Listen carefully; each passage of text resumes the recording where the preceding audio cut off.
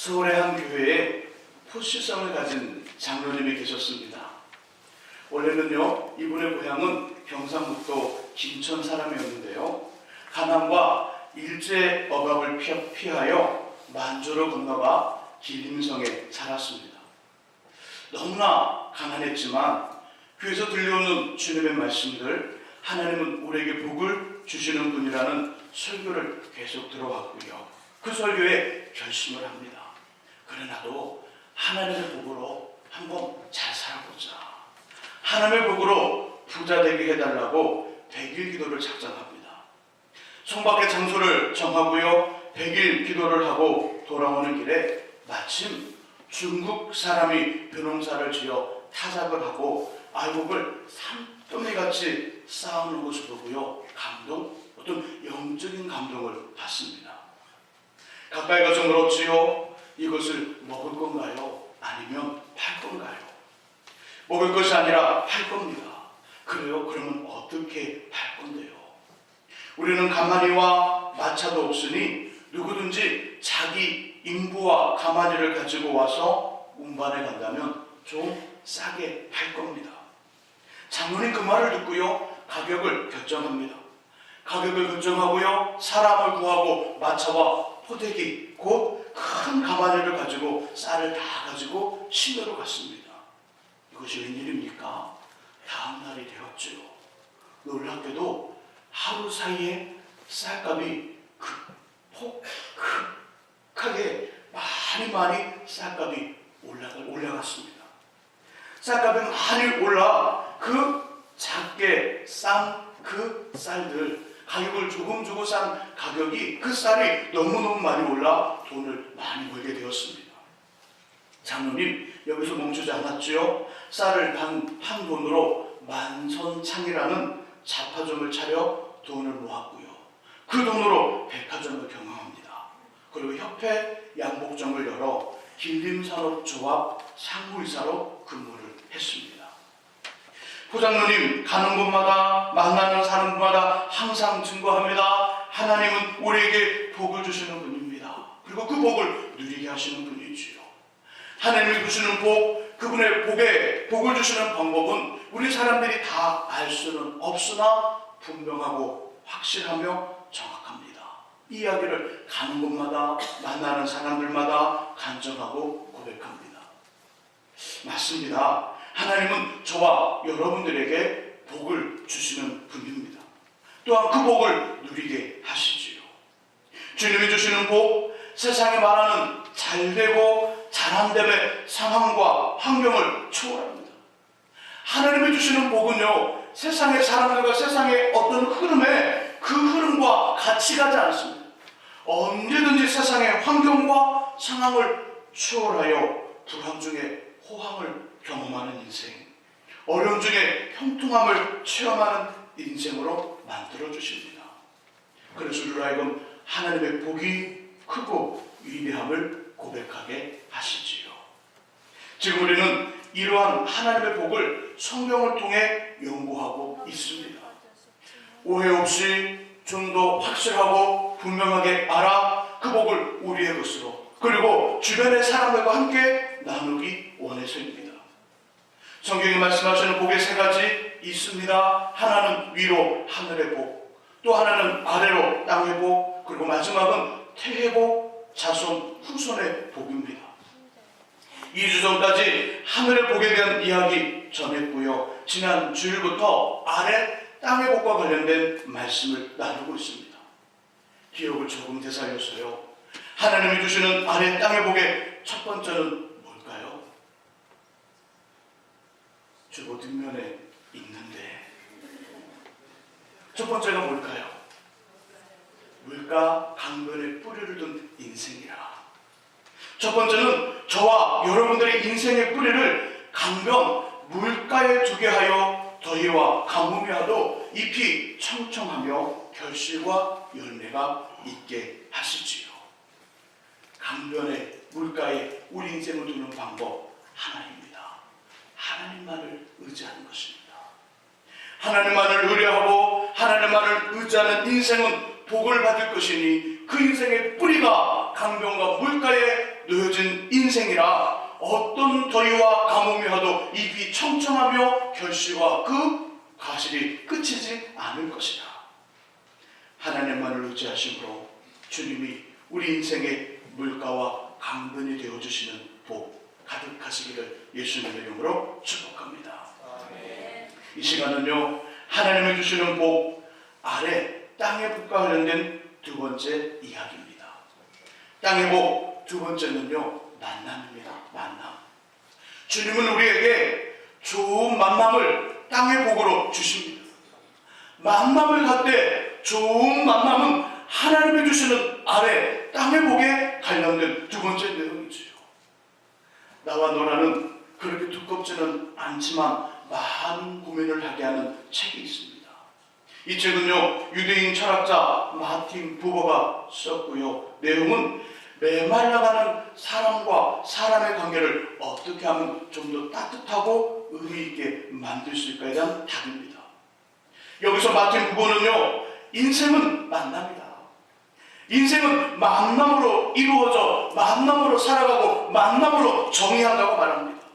인생은 만남이기에 좋고 바르게 만난 사람은 인생을 제대로 살 수 있지만 잘못된 만남을 가지는 사람은 인생을 잘못 살 수밖에 없다고 이야기합니다. 인생을 잘 살고 잘못 삶이 만남에 있다는 것이지요. 성경도요, 성경 곳곳의 이야기들, 성경의 이야기가 만남의 이야기입니다. 하나님을 만나는 이야기, 하나님을 만난 사람들이 다른 사람들과 만나는 만남의 이야기, 그리고 하나님 안에서 자신을 만나는 만남의 이야기로 구성되어 있습니다. 하나님 주시는 아래 땅의 복을 받은 사람, 만남을 갖되 첫 번째는 좋은 부모님을 만나게 됩니다. 좋은 부모님. 우리 본문을 다시 한번 읽어보겠습니다. 읽으시면서 사람의 이름에 표시를 해보시기 바랍니다. 3절에서 5절 말씀 같이 읽습니다. 내가 밤낮 간구하는 가운데 쉬지 않고 너를 생각하여 청결한 양심으로 조상적부터 오는 하나님께 감사하고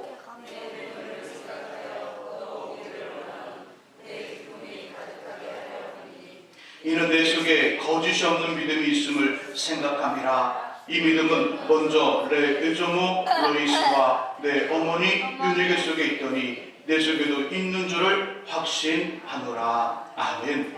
여기서 나는 사도 바울 선생님이고요. 너는 디모데입니다. 또 다른 사람들이 나오죠. 5절에 보니까 로이스가 나옵니다. 그리고 윤희계가 등장합니다. 로이스는 디모데의 외할머니이고요. 윤희계는 디모데의 어머니입니다. 디모데는 누구일까요? 디모데는 누스드라라는 지역에서 어머니, 유대인 어머니와 헬라 이방인의 아버지 사이에서 태어납니다. 그는 사도 바울 선생님의 제1차 전도 여행 때 예수를 자신을 구주로 영접하여 할례를 받고요. 장로회에서 안수를 받아 바울 선생님의 제2차 전도 여행에 동행합니다. 전도 여행을 하는 중 데살로니가 교회로 파송을 받고요. 고린도에서 바울 선생님을 다시 만나 복음을 전하다가 에베소 교회의 목회자로 파송을 받아 목회자의 사역을 감당합니다. 그러는 중 로마의 도마티우누스 황제의 핍박때 순교를 당하지요. 사도 바울 선생님 자신을 통하여 예수를 영접하여 할례를 받고 복음 사역을 감당하게 된 젊은 디모데를 이렇게 표현합니다. 디모데 전서와 후서를 보면 나의 사랑하고 신실한 아들 디모데야. 믿음 안에서 참 아들 된 디모데야. 이렇게 표현합니다.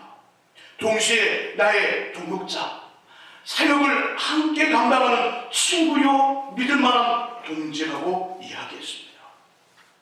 사도 바울 선생님의 나이는요 아주 많습니다. 디모데의 나이는요 매우 젊습니다. 대략 20년, 30년 차이를 내고 있는데요.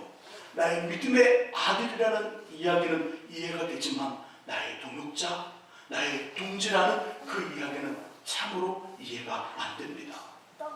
그만큼 디모데는 뛰어났다는 것입니다. 디모데는 뛰어났고 흠이 없는 하나님의 신실한 일꾼이었음을 이야기합니다. 이 모습을 본문에서는요, 그에게는 믿음으로 말해주죠. 그에게는 믿음이 바로 그의 사역을 감당하는데 아주 중요한 결정된 역할을 했는데, 그 믿음을 표현하기를 세 가지의 믿음을 이야기합니다. 디모데에게 있는 믿음, 첫 번째는 3절에 청결한 양심으로 비롯된 믿음. 청결한 믿음. 4절에는요, 눈물이 있는 따뜻한 믿음. 믿음이 있는데 눈물의 믿음을 가지고 있습니다.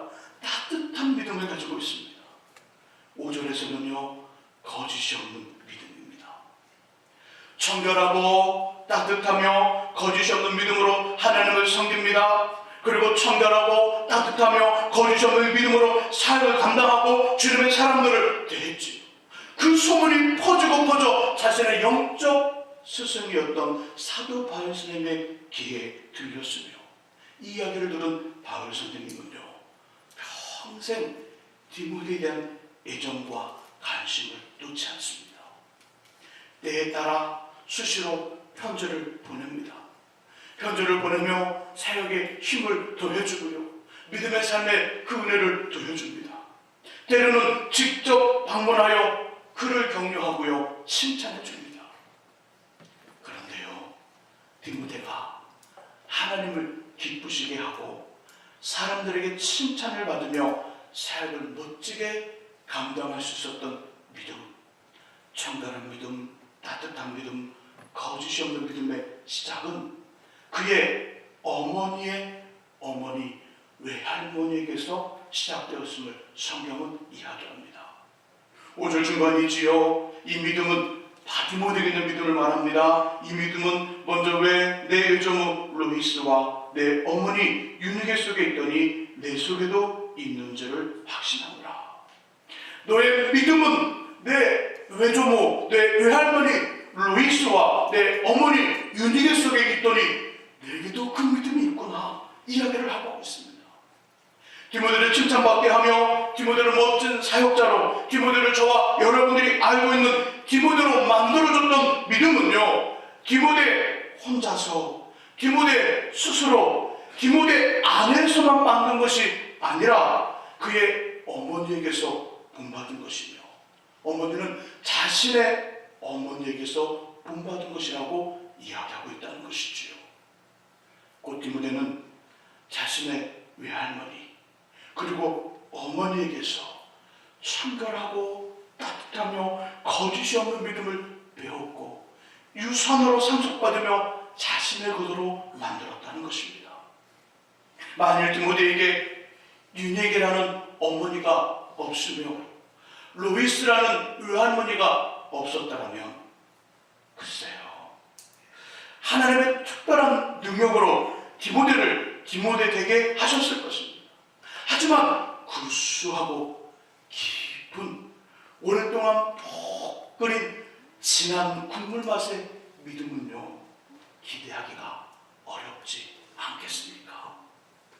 하나님이 디모데에게 믿음을 주셨습니다. 힘 있는 믿음, 강선한 믿음, 능력의 믿음을 주셔서 멋지게 사역을 감당하지만 그 믿음 속에 흐르는 아주 잔잔하고 따뜻한 그 진한 국물 맛의 그 믿음은 할머니와 또 그 어머니에게서 배운 믿음을 통하여 형성되었다는 것입니다. 디모데는요, 부모님에게 너무나도 소중한 것을 받았습니다. 이처럼 하나님이 주시는 아래 땅의 복은요, 만남을 주시되 좋은 부모님을 만나게 합니다. 좋은 부모님이 되시고요, 좋은 부모님을 만나는 복이 있기를 주님의 이름으로 축원합니다. 하나님이 주시는 아래 땅의 복을 받은 사람은요, 만남을 갈 때 좋은 친구, 좋은 동역자를 만나게 됩니다. 저와 함께 사무엘상 18장을 찾아보겠습니다. 사무엘상 18장 구약 438쪽에 있습니다.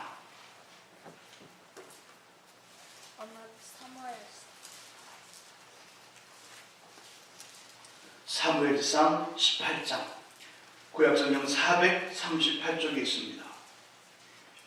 사무엘상 18장 바로 앞 사무엘상 17장에서 다윗은요, 블레셋의 거인 장군 골리앗을 물맷돌 5개로 제압하여 민족의 영웅이 되었습니다. 그리고 당시 왕이었던 사울 앞에 섰지요. 우리 1절 읽어봅니다. 18장 1절 같이 읽습니다. 다윗이 사울에게 말하기를 마침에 요나단의 마음이 다윗의 마음과 하나가 되어 요나단이 그를 자기 생명같이 사랑하니라. 아멘. 3절로 같이 한번 읽어봅니다. 3절 같이 읽습니다. 요나단은 다윗을 자기 생명같이 사랑하여 더불어 언약을 맺었으며. 아멘. 하나님께 사울 다음으로 이스라엘의 두 번째 왕이 될 것이라는 하늘의 복을 받은 다윗 아래 땅의 복도 받습니다. 곧 좋은 친구를 만났지요. 왕의 아들 요나단입니다. 이쯤에서 재미있고 의미 있는 넌센스 아닌 넌센스 퀴즈, 성경과 관련된 문제 몇 개 내봐도 될까요? 대답이 없으면 100% 환영한다는 의미입니다. 내보겠습니다. 혹시 문제 중간에 답을 아시는 분도 문제 끝까지 참고요. 대답을 큰 소리로 해보시기 바랍니다. 자, 시작합니다. 첫 번째 문제. 신약과 구약은 모두 몇 권일까요? 신약과 구약 66권이죠. 또 갑자기 넌센스라니까 다른 생각을 하시는 거죠. 66권입니다. 그러면 성경은 몇 자일까요? 성경 2자. 성경. 자, 두 번째 문제입니다. 성경 인물 중 오늘 할 일을 내일로 자꾸 미루는 사람이 있습니다. 그 사람이 누구일까요? 자꾸 미루는 사람. 요자로 시작하는데 요나단요? 요나단은 너무 빠른 답이 나왔는데요. 요담에 하지요. 요담. 너무 의미를 주면 안 됩니다. 넌센스 문제니까. 자, 세 번째, 이번 문제는 어렵습니다. 누가복음 15장에 나오는 돌아온 탕자 이야기. 이 이야기 속에서 돌아온 탕자를 제일 싫어하는 것이 있는데요. 무엇일까요? 돌아온 탕자를 제일 싫어했던 있습니다. 제일 싫어했던 것 무엇일까요? 살찐 송아지. 아버지가 그 말을 하잖아요. 돌아온 아들을 보고 너무 기뻐 살찐 송아지를 잡아 잔치를 하자. 그 살찐 송아지가 돌아온 탕자를 제일 싫어했습니다. 자, 그러면 성경에 나오는 사람들에게는 별명도 있습니다. 별명 알 것 같아요. 에레미야는 무슨 선지자? 눈물의 선지자. 아모스는 정의, 공의의 선지자. 호세아는 사랑의 선지자. 예수님은요? 예수님의 별명은 뭘까요? 예수님의 별명. 갑자기 그때 그리스도요 그러면 안 돼요. 예. 자, 넌센스니까. 예수님의 별명은요? 지우개입니다. 지우개. 지우개는 앞에 한자가 붙어요. 죄 지우개. 지금 이해 안 됐어요? 자, 또 의미를 부여하는 성경의 인물들 있습니다. 모범이 되는 고부가 시어머니와 며느리의 관계를 멋지게 표현하는 사람들 있죠? 누구와 누구? 나오미와 요다. 예, 롯이 아니라 롯. 예. 자, 이건 알 수 있을 것 같아요. 좋은 우정의 관계를 이야기할 때 등장하는 성경 인물이 있습니다. 누구와 누굴까요? 그렇죠. 다윗과 요나단. 이 말을 하려고 지금 여기까지 왔습니다. 다윗과 요나단. 함께된 부문에 등장하는 다윗과 요나단, 좋은 친구, 본이 되는 우정의 관계를 말할 때마다 항상 이야기되는 사람은 다윗과 요나단입니다. 하나님께 복을 받은 다윗, 요나단이라는 좋은 친구, 좋은 동역자를 만났습니다. 요나단도 마찬가지 다윗이라는 좋은 친구, 좋은 동역자를 만났지요. 1절에서 둘은 마음이 하나가 됩니다.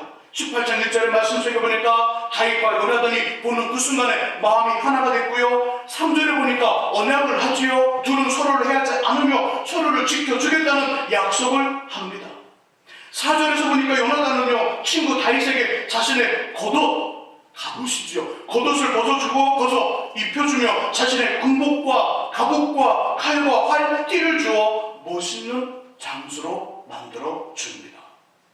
계속해서 요나단은요, 사무엘상 19장과 20장에서 친구 다윗을 치게 하여 죽이려는 아버지 사울왕의 나쁜 의도를 알고요, 아버지의 손을 잡고 다윗을 함정에 빠뜨려 죽인 후 자신이 왕이 되겠다는 생각을 한 번도 하지 않습니다.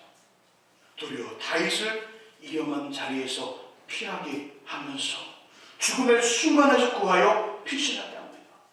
결국 다윗은요, 친구 요나단의 도움으로 생명을 구원하고요, 이스라엘의 두 번째 왕이 되었습니다. 왕이 된 다윗, 이제는 자신의 친구 요나단을 돕지요. 그러면 요나단이 블레셋과의 전쟁에서 죽습니다. 죽은 사울과 자신의 친구 요나단을 위해 슬픈 노래를 직접 짓습니다. 시를 잘 쓰는 다윗, 슬픈 노래를 지어 백성들에게 가르치고요, 함께 부르며 왕의 죽음과 친구의 죽음을 애도합니다. 그리고 요나단의 아들 무비보셋을 찾아 종에게 넘어간 땅과 재산을 모두 찾아주고요, 그를 자신의 아들처럼 왕궁으로 데려갑니다. 궁으로 데려가 최고의 교육과 최고의 대우를 해주고요, 매일 함께 식사를 합니다. 자신의 상에서 식사를 하며 자신의 아들처럼 키우고 돌봐주고 있습니다. 요나단은 원수의 아들이고요, 무비보셋은 그 원수의 손자입니다. 사울왕 십몇 년도록 자신을 쫓아다니며 죽이려 했던 사람입니다. 그 사람의 아들의 아들을 돌봐주고 있습니다. 왜요? 서로 친구가 아니잖아요. 좋은 동역자 간의 관계였잖아요. 다윗의 입장에서 이 친구 요나단이 없었다면 어떤 일이 생겼을까요? 자신을 죽이려 하는 사울왕이 다스리는 왕궁에서, 사울이 왕으로 있는 이스라엘 땅에서 쉽게 도망칠 수 있었을까요?